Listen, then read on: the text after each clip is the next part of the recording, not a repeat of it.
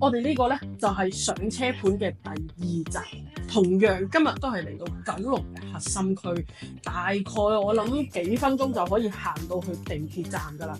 呢個仲要係咩？你哋成日講嚟講去就係話要用明火，呢度就有啦。今日咧就嚟到呢一個單位264尺，有一房咧，佢仲要做咗係趟門嘅設計咧。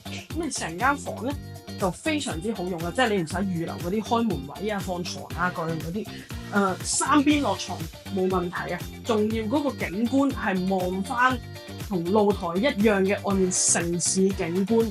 因為兩個屋苑咧都係同期嘅發展啦，亦都係同一個發展商嘅，所以依然魔鬼都係在細節。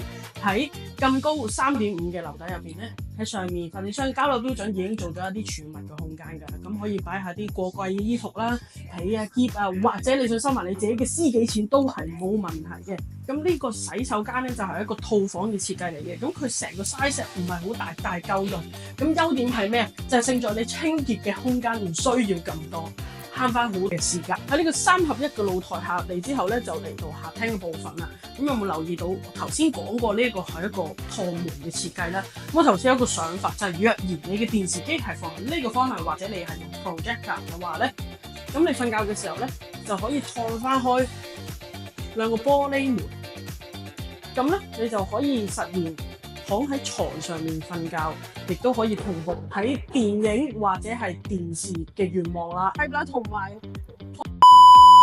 好，咁我哋今日咧就嚟到上車盤嘅第2集啦。咁我就知道啦，咁大家咧喺下邊咧歡迎 comment 啦、like 啦、subscribe 啦，同埋喺呢個位咧撳下嗰啲鈴啦。咁我哋出片嘅時候咧，你就會知道噶啦。咁今日咧嚟睇完之後，唔知大家又估唔估到我哋係去咗邊一個盤咧？